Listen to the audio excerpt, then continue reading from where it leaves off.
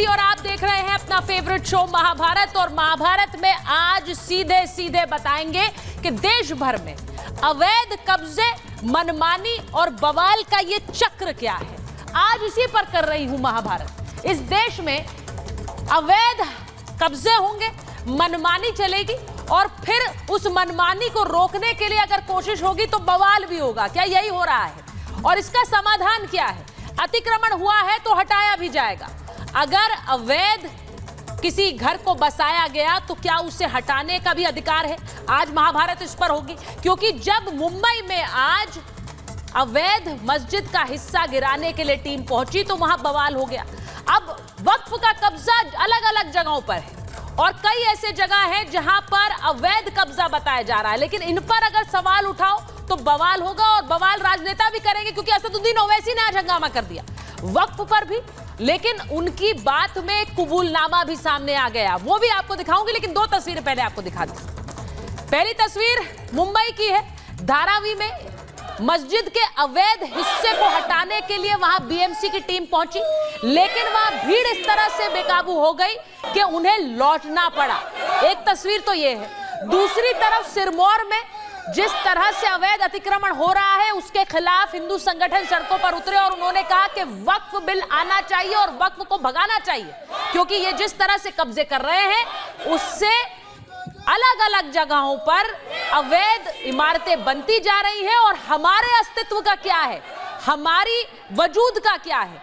आज महाभारत इस पर कर रही हूं। सबसे पहले मुंबई की आपको तस्वीर दिखाती हूं। मुंबई में आज जिस तरह से हंगामा मचा वो किसी से छुपा नहीं है। आपने दिन भर से अगर तस्वीरें नहीं देखी है तो आपको दिखाती हूं, क्योंकि ये तस्वीर वहां पर महबूबे सुभानिया मस्जिद, उसका एक अवैध हिस्सा यानी अतिक्रमण किया गया हिस्सा को हटाने के लिए बीएमसी की टीम पहुंची। वो तस्वीर दिखाइए जरा, अगली तस्वीर। बीएमसी की टीम, और बीएमसी की टीम जब भी अतिक्रमण हटाने के लिए जाती है तो वहां पर पुलिस बंदोबस्त भी साथ होता है। तो पुलिस का एक अमला भी पहुंचा और बीएमसी की टीम पहुंची थी जो अतिक्रमण किया गया हिस्सा था उसे हटाने के लिए। लेकिन वहां पर देखिए कैसे बवाल हो गया। अवैध हिस्से को तोड़ने को लेकर वहां पर तनाव फैल गया। ये तस्वीर देखिए, वहां पर लोग सड़कों पर उतर गए और बाकायदा एक चिट्ठी जारी कर मस्जिद कमेटी ने लोगों को बुलाया और कहा कि देखिए आपका मस्जिद गिराए जाने वाले हैं, आप यहां पहुंचिए और यहां पर इसका विरोध कीजिए। तो वहां पर हजारों की तादाद में लोग सड़कों पर उतर आए। अब अगर ये तस्वीर सामने आएगी, क्या वहां मस्जिद गिराया जाना था? नहीं, वहां अवैध हिस्सा गिराया जाना था। लेकिन कहा यह गया कि मस्जिद को गिराने के लिए टीम पहुंचेगी, आप भी पहुंचिए। अब सवाल यह है कि क्या ये झूठ एक फैलाया जाता है? सवाल यह है कि कई संपत्तियां देश में जिन पर अवैध कब्जे किए गए हैं, क्या उनको हटाने के लिए वहां पर प्राधिकरण या सरकार कोई काम ना करे? और अगर करे तो क्या इसी तरह का बवाल होगा? आज महाभारत इस पर होगी। वक्फ की संपत्ति ऐसी है जिसने कई जगह अवैध कब्जे किए और मनमाने ढंग से कब्जे किए हैं, लेकिन असदुद्दीन ओवैसी जो इस पर हमेशा समर्थन में बोलते हैं, आज बोलते बोलते एक तरह से उन्होंने एक कबूलनामा भी दे दिया जिससे सब हैरान है। उन्होंने यूपी में वक्फ संपत्तियों पर एक बयान दे दिया और ऐसा लगा कि वक्फ की मनमानी पर वो सच बोल गए।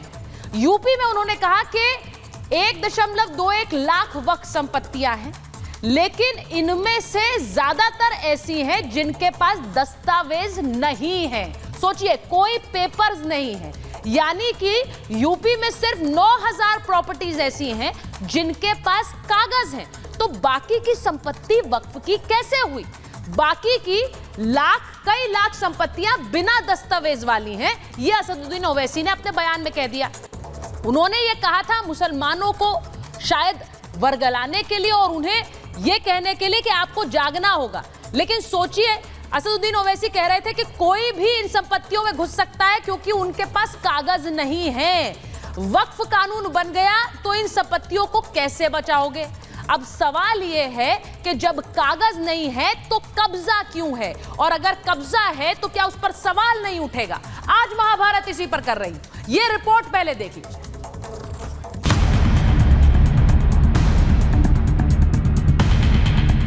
उत्तर प्रदेश में 1,21,000 वक्फ की प्रॉपर्टीज है।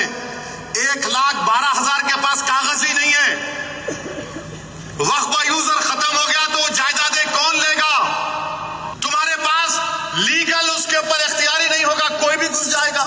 ओवैसी के इस कबूलनामे पर जरा गौर कीजिए, कैसे वक्फ अपनी मनमानी करता है, फिर कब्जा करता है। और ये सिर्फ यूपी, बिहार, कर्नाटक का ही मामला नहीं है, देश की राजधानी भी इससे अछूती नहीं है। यहाँ 6 हिंदू मंदिरों पर वक्फ ने दावा ठोक दिया, जिसके बाद दिल्ली वाले भड़क गए। मैं 87 से तो मैं देख रहा हूँ खुद, उसके बाद अब वक्फ बोर्ड कहाँ से आ गया? वक्फ बोर्ड मंदिर पे ही आया या पूरी कॉलोनी में उसकी ज़मीन थी?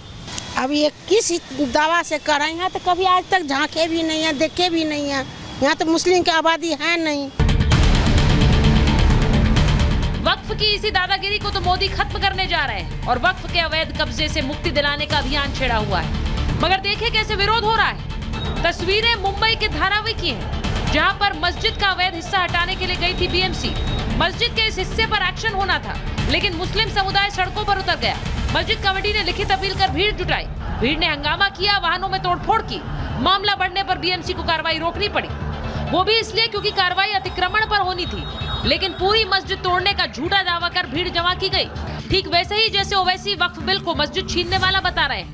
एक कानून बना रहे हैं, कोशिश कर रहे हैं कि वक्फ की जायदाद हमसे छीन ली जाए।